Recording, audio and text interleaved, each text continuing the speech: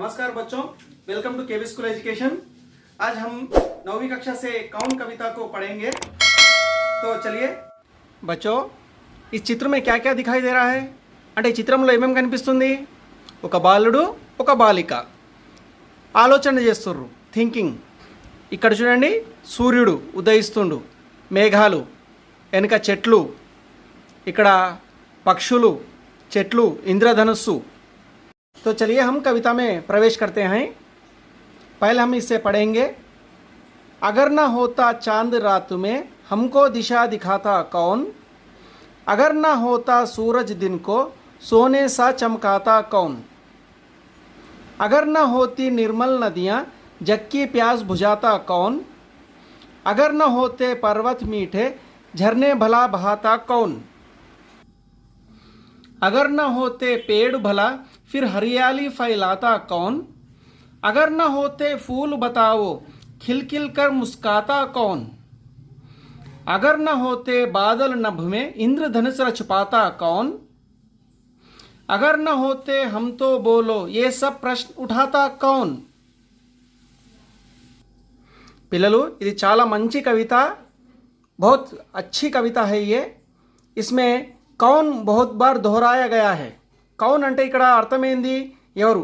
పాఠం పేరు కూడా మనకి ఇక్కడ ఏమని ఇవ్వడం జరిగింది, కౌన్. కౌన్ అంటే ఎవరు, హూ. ఇక్కడ చూడండి, ఈ ప్రశ్న గుర్తు కూడా ఇక్కడ ఇవ్వడం జరిగింది. అంటే ఎందుకు, ఏమిటి, ఎలా, ఎవరు, దీనికి సంబంధించింది ఇది ప్రశ్న గుర్తు. చూడండి, ఇక్కడ కవితలో ఏం చెప్పిండు, మొదటి 4 లైన్లు చూడండి. అగర్ నా హోతా చాంద్ రాత్ మే హమ్కో దిశా దిఖాతా కౌన్, అగర్ నా హోతా సూరజ్ దిన్ కో సోనే సా చమ్కాతా కౌన్. దీని యొక్క అర్థం ఏంది అంటే, అగర్ నా హోతా చాంద్ రాత్ మే, ఒకవేళ చంద్రుడు రాత్రిపూట లేకపోతే, నా హోతా చాంద్ రాత్ మే అంటే చాంద్ అంటే ఇక్కడ ఎవరు, చంద్రుడు, రాత్ మే అంటే చీకట్లో, ఒకవేళ చంద్రుడు చీకట్లో లేకుంటే హమ్కో దిశా దిఖాతా కౌన్, దిశ అంటే దిక్కు, అంటే ఇక్కడ ఏంది, వెలుతురు, రాత్రిపూట వెలుతురుని ప్రసాదించేది ఎవరు.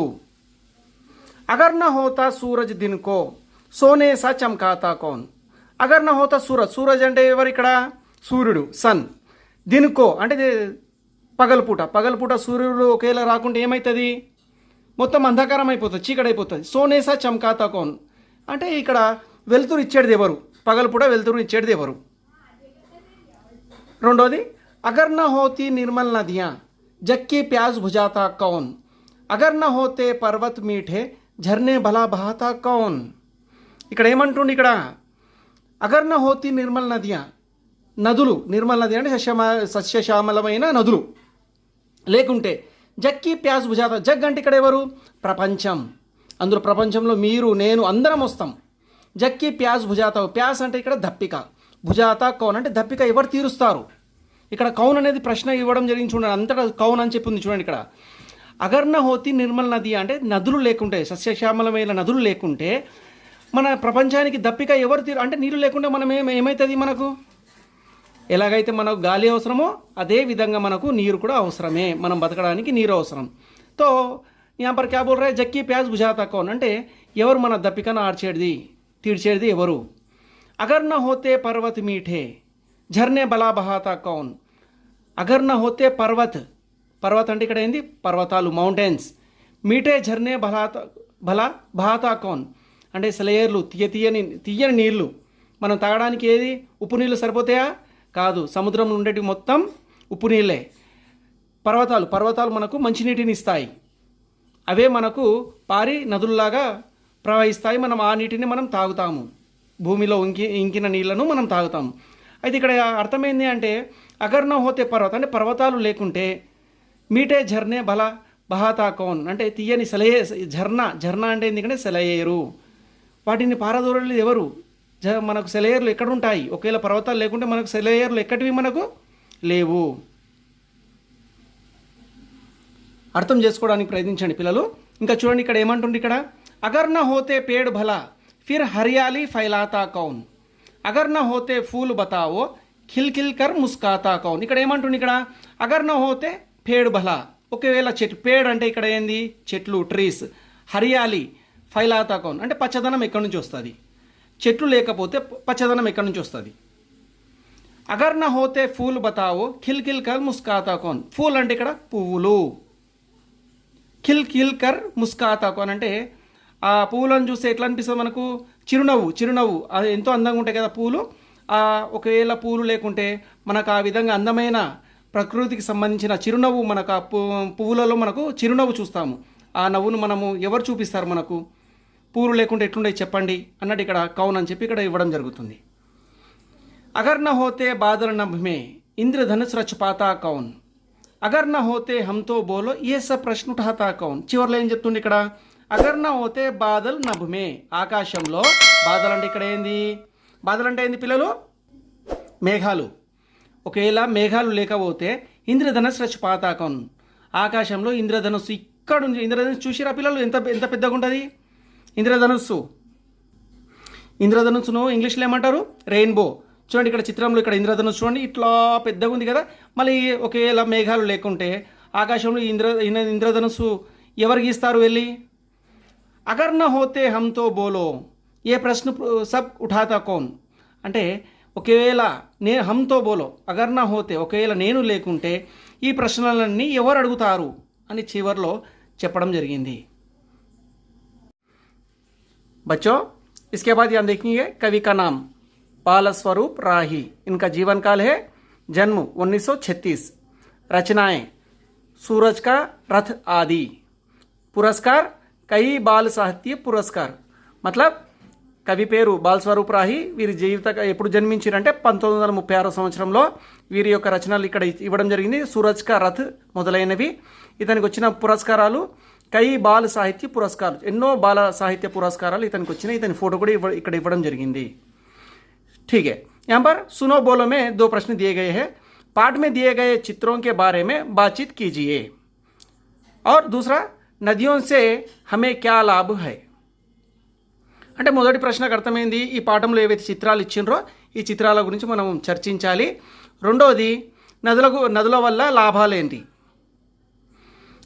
పడోలో ఇక్కడ 2 ఇవ్వడం జరిగింది ప్రశ్నలు. ఇవి చూద్దాం ఏమి ఇచ్చిండ్రో. కవిత మే ఆప్కో కౌన్ సి పంక్తియాं अच्छी लगी पढ़कर सुनाइए. दूसरा है नीचे दिए गए शब्द कविता में ढूंढकर रेखांकित कीजिए. చూడండి इधर पहला प्रश्न क्या है, कविता में आपको कौन सी पंक्ति అంటే ఈ కవితలో మీకు ఏ లైన్లు మంచిగా అనిపించినాయో పడ్కర్ సునాయే అంటే చదివి వినిపించాలి. రెండోది ఇక్కడ ఏమంటుండు, నీచే దిగే శబ్దం కవిత में ढूंढकर रेखांकित कीजिए అంటే ఈ శబ్దాలు ఏవైతే ఉన్నాయో మనకు కవితలో దీంట్లో వెతికి రేఖాంకిత అంటే ఏంది అండర్లైన్ చేయాలి. ఇక్కడ ఏమి ఇచ్చిండు, చాంద్, सूरज, नदियाँ, प्यास, पर्वत, हरियाली, फूल, बादल, नभ, इंद्रधनुष. इसे आप कविता में ढूंढ के रेखांकित कीजिए. और उसके नीचे कौन सा क्या है देखिए बच्चों, लिखो में नीचे दिए गए प्रश्नों के उत्तर लिखिए. प्रश्न रायाली नोट्स लो. चांद, सूरज, नदी में कुछ विशेष गुण हैं. हम सब में भी कई गुण हैं, जैसे मेहनती, विनोदी, गंभीर आदि. इसी तरह आप 5 गुण लिखिए. दूसरा, पेड़ों से हमें क्या लाभ है. ये 2 प्रश्नों के उत्तर आप अपने अपनी किताब में लिखिए. और यहाँ पर कविता का सारांश अपने शब्दों में लिखिए. इस कविता का सारांश आप क्या करना अपने किताब में लिखना चाहिए. और यहाँ पर शब्द भंडार जो भिन्न है उन्हें कोष्टक में लिखिए. ये जो सा भिन्न है, ये चार शब्दों में कौन सा भिन्न है वो इधर कोष्टक में ब्राकेट लो रायाली. पहला चांद, सूरज, तारा, पेड़. ఈ నాలుగిట్లో ఒకటి వేరే విధంగా ఉండే శబ్దం అంటే చాంద్ ఆకాశ మే रहता, सूरज आकाश में रहता है, तारा आकाश में, पेड़ धरती पर. ఇక్కడ पेड़ అనేది ఇక్కడ దీంట్లో రాయాలి బ్రాకెట్లో. उसी प्रकार यहाँ पर और 2 है, इसमें पढ़िए और यहाँ पर ब्रैकेट में लिखिए. बच्चों यहाँ पर सृजनात्मक अभिव्यक्ति. कविता में चांद, सूरज, नदी, पर्वत, झरना, पेड़, फूल, नभ, इंद्रधनुष आदि के बारे में उल्लेख हुआ है. अब आप किसान, अध्यापक, डॉक्टर, डाकिया आदि शब्दों का द्वारा कविता आगे बढ़ाइए. అంటే ఇంతకుముందు ఈ శబ్దాలు ఏవైతే ఉన్నాయో వీటి వల్ల మనకు కవితను మనం చదివాము. కానీ प्रेजेंट ఇప్పుడు మీరేం చేయాలంటే किसान, अध्यापक, डॉक्टर, डाकिया इसे आप यूज़ करते हुए क्या कविता आगे बढ़ाना चाहिए. यहाँ पर दिया देखो, अगर न होते किसान बताओ फसल उगाता कौन, अगर न होते అధ్యాపక్ बताओ జ్ఞాన్ ఫైలాతా కౌన్. అదే విధంగా మీరు డాక్టర్ని యూజ్ చేసుకుంటా, డాకియాని యూజ్ చేసుకుంటా 4 పంక్తులు ఇక్కడ రాయండి. ప్రశంస, हमारे जीवन में वृक्षों का क्या महत्व है. చెట్ల వల్ల లాభాలు చాలా ఇంపార్టెంట్, 10th క్లాస్ వరకు కూడా ఇది ఇంపార్టెంట్ है. కాబట్టి बच्चों जरूर आप पेड़ों से लाभ, वृक्षों से क्या महत्व है, ये जरूर सीखना चाहिए आपको. 10वीं कक्षा तक बहुत इंपॉर्टेंट है ये. उसके बाद परियोजना कार्य, इंद्रधनुष के चित्र बनाइए और उसके रंगों की जानकारी इकट्ठा करके पुस्तक में लिखिए. बहुत सिंपल है, इंद्रधनुष का चित्र उतारो और उसके रंगों की जानकारी इकट्ठा करके अपनी पुस्तक में लिख दीजिए. और यहाँ पर भाषा की बात,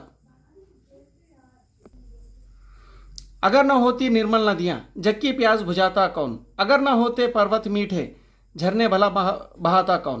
ऊपर दी गई कविता की पंक्तियों में रेखांकित शब्द नदियों और झरने की विशेषता बताने के लिए उपयोग में लाए गए हैं. ऐसे शब्दों को विशेषण कहते हैं. आप नीचे दिए गए संज्ञा शब्दों के लिए उचित विशेषण शब्द सोचकर लिखिए. అంటే ఇక్కడ చూడండి, నిర్మల్ మరియు మీఠ ఇక్కడ అండర్లైన్ చేసిరు కదా, ఇవి విశేషణకి సంబంధించినవి.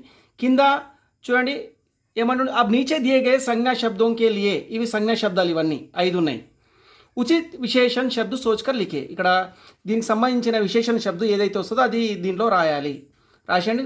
पहला क्या है यहाँ पर, सूरज, चांद, फूल, आसमान, इंद्रधनुष. आप सोचिए, सोच के इसमें विशेषण शब्द सोच के यहाँ पर लिख दीजिए.